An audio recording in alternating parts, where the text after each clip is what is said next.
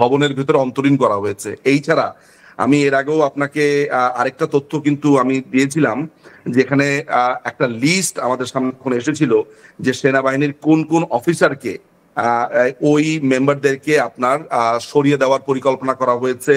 ওই লেভেলের অফিসার তাদের প্রত্যেকটার কথাই আমি কিন্তু একবার পাঠিয়েছিলাম যে কাদেরকে আপনার সরিয়ে দেবে, তো এবং তাদেরকে চাকরিচ্যুত করা হবে। এমনকি সেইটা 46 জন অফিসার একটা লিস্ট হয়েছে, পরবর্তীকালে সেখান থেকে 13 জনের একটা লিস্টও বের করা হচ্ছে। আমরা সেগুলো নিয়ে হয়তো সামনে কথা বলবো, কিন্তু আপনার এটাও একই সাথে জেনে রাখা ভালো এই তথ্যের সাথে যে এটা কয়েকদিন আগে হোটেল ওয়েস্টিনে আমেরিকার একজন প্যারা কমান্ডো আপনার রহস্যজনক ভাবে মারা যায়, এবং আমেরিকান এমবেসি সেই মারা যাওয়ার প্রেক্ষিতে সেই ভদ্রলোকের কোনো রকমের ময়নাতদন্ত, কোনো রকমের কোনো অফিসার কোনো কিছু না বলে ঘোষণা দেয় যে মৃতদেহ যাতে আমেরিকান এমবেসির কাছে হস্তান্তর করা হয়, এবং সেটা করা হয়েছে।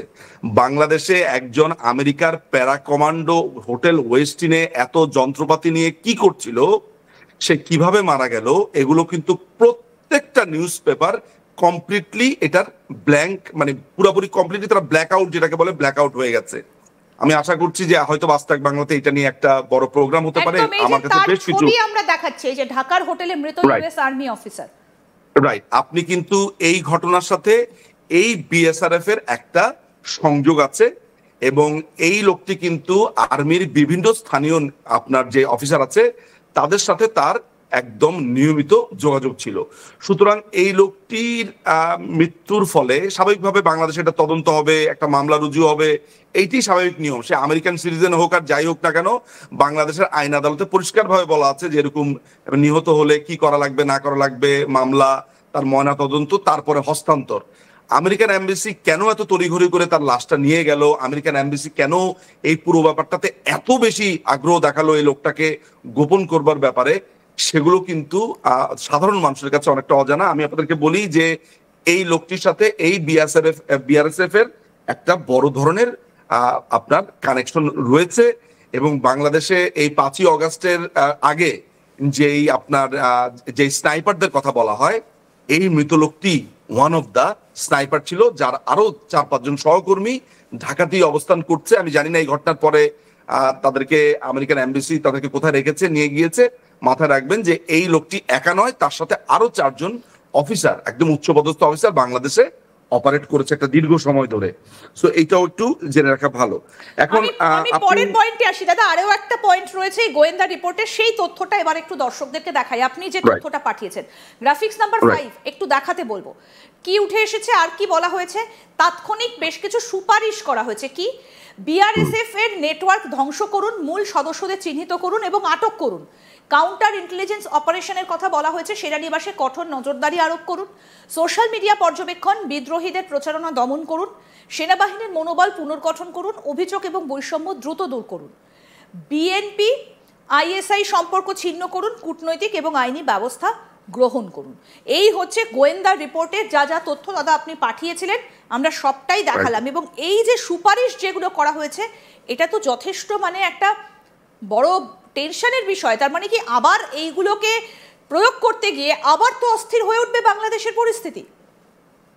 সেটা তো ডেফিনেটলি, কিন্তু আমার কাছে এখনো পর্যন্ত এই রিপোর্টের যে জায়গাতে সবচাইতে বেশি প্রশ্ন, আমার কাছে 2টা জায়গাতে প্রশ্ন, যে প্রশ্নটা আসলে এখনো উত্তরগুলো পাচ্ছি না, সেটা হচ্ছে তারেক রহমানকে কেন্দ্র করে যদি বিআরএসএফ অপারেটেড হয়, তারেক রহমানকে ফেরত আনার ব্যাপারে।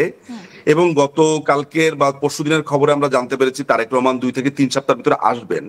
ফলে এই দুইটার একটা ক্লোজ কানেকশন নিয়ে আমার আসলে আমরা ভাবতে পারি যে তারেক রহমানকে ফেরানোর জন্য একটা আর্মির ভেতরে একটা গ্রুপ আপনাকে কেন করতে হবে।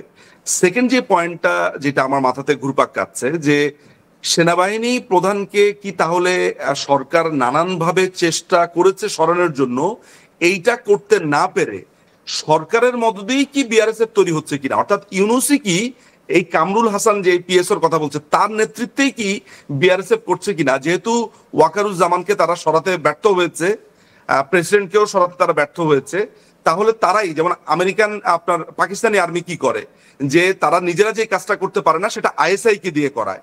তো একইভাবে ইউনূস যে কাজটা করতে পারছে না, সেইটাই কি সৈনিকদের মাধ্যমে এবং কিছু অফিসারদের মাধ্যমে একটা বিপ্লবী সৈনিক সংস্থা করে পেছন থেকে কলকাঠি করছে কিনা। কারণ এই ঘটনাটার পরে ইউনূস সরকার তো বলতে পারবে যে না আমরা তো এটা জানি না, আমরা এটা উদ্ধার করেছি।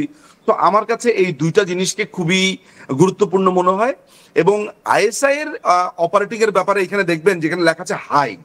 এখন প্রশ্ন হচ্ছে যে আইএসআই যেসব অফিসাররা ক্রমাগত বাংলাদেশে আসছে, আবার বাংলাদেশের অফিসাররা আইএসআই এর লোকজনদের সাথে দেখা করতে যাচ্ছে, আইএসআই এর অফিসাররা আপনার ভারতের সীমান্তবর্তী অঞ্চলে যাচ্ছে, তাদের অফিস স্থাপন করেছে বাংলাদেশের প্যারা কমান্ডো ভবনে, এই সবকিছু মিলে এমন কি অবস্থা বাংলাদেশের আর্মির হয়েছে কিনা যে আইএসআই এখন নির্ধারণ করছে যে বাংলাদেশের আর্মি কিভাবে চলবে এবং চলবে না।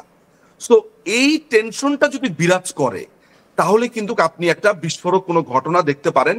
এই সুপারিশ যেগুলো দিয়েছে লাস্ট আপনি যেগুলো বলছেন এগুলোকে আসলে আমি খুব একটা কনসিডারেশন নিচ্ছি না। এটা তো খুবই স্বাভাবিক যে বিআরএসএফ এর অপারেশন আপনাকে বন্ধ করতে হবে, দ্রুত এদেরকে গ্রেফতার করতে হবে। কিন্তু প্রশ্ন হচ্ছে যে তারেক রহমানকে ফেরানোর জন্যই কি শুধুমাত্র এই বিপ্লবী দল গঠন করা হয়েছে, নাকি তারেক রহমানের কথা বলে তারেক রহমানের ঘাড়ে বন্দুক রেখে ইউনূসই আসলে এখানে কোন ধরনের একটা ঘটনা ঘটাতে চাইছে? এইটা কিন্তু একটা ভাবার বিষয় আমার কাছে। এখান থেকে একটা বড় প্রশ্ন, তাহলে এবার ওয়াকার কি করবেন? তিনি বুঝতেই পারছেন যে তাকে বের করে দেবার জন্য বা তাকে সরানোর জন্য একটা উদ্যোগ তো অনেক আগে থেকেই নেওয়া হয়েছিল, এমনকি তাকে জানে শেষ করে দেওয়া হতে পারে, এই খবরও বারবার আমরা সূত্র মারফত পেয়েছি, আপনিও বলেছেন। তাহলে তিনি কি এবার ভারতের মুখাপেক্ষী হচ্ছেন? ভারতের মুখাপেক্ষী হচ্ছেন কিনা এটা আমার জন্য বলা অত্যন্ত কঠিন একটা ব্যাপার। এটা আমরা প্রশ্ন আকারেই রাখতে পারি। তবে একটা ব্যাপার তো সুনিশ্চিত যে ভারত বারবারই বলেছে, ভারতের সেনাপ্রধান বলেছে যে আমরা বাংলাদেশের সেনাপ্রধানের সাথে আমাদের যোগাযোগ ছিল, আমরা এটা মনিটর করেছি। এখন মানে এই আলাপটা করার একটা কিন্তু নেগেটিভ জায়গা আছে, সেটা হচ্ছে যে তাকে কিন্তু ভারতপন্থী, ভারতের সাথে যোগসাজশ করছে, এই ধরনের অপবাদও কিন্তু তাকে মাঝখানে একটু দেওয়ার চেষ্টা করা হয়েছিল। ফলে আমার কাছে যে জায়গাটা মনে হয় যে ওয়াকারুজ্জামানের অবস্থাটা যেটা হয়েছে যে এই লোকটি, আমি আপনাকে এর আগেও বলেছি যে এসসিআইএ অপারেটর একজন মানুষ, আমেরিকা যা বলবে তিনি তা করবেন, তা শুনবেন, এই জিনিসটার ব্যাপারে আমি খুবই কনফার্ম একটা ব্যাপার। এখন এইরকম একটা ব্যাকিং যদি কোনো মানুষের থাকে, সেই মানুষটা আসলে ভারতমুখী কোনো চিন্তা করবেন কিনা বা পাকিস্তানের ব্যাপারেও তার সিদ্ধান্ত কি হবে সেটা বলাটা খুবই মুশকিল। যেখানে আমি নিশ্চিত তিনি অত্যন্ত সিআইএ গাইডেড একজন ব্যক্তি, এবং আমার জন্য এটা বলাও কষ্টের এবং লজ্জার যে বাংলাদেশের এই সার্বভৌমত্ব প্রশ্ন চলে আসে যে সেনাবাহিনীর একজন প্রধান তিনি এত বড় ঘটনাতে কোনো ব্যবস্থা নিতে পারছেন না, তাকে বরঞ্চ বাংলাদেশে পরিষ্কারভাবে মনে করা হয় যে তিনি অত্যন্ত আমেরিকাপন্থী। এখন বাংলাদেশের সেনা প্রধান কেন বা আপনার আমেরিকাপন্থী হবে বা পাকিস্তানপন্থী হবে, ভারতপন্থী হবে, মায়ানমারপন্থী হবে, কোনো পন্থী ছাড়া তিনি শুধু সেনাবাহিনী পন্থী বা বাংলাদেশ সেনাবাহিনী পন্থী কেন হতে পারলেন না? এই পুরো ঘটনাটা তিনি কেন আপনার আপনার তিনি এটাকে সলভ করতে পারলেন না?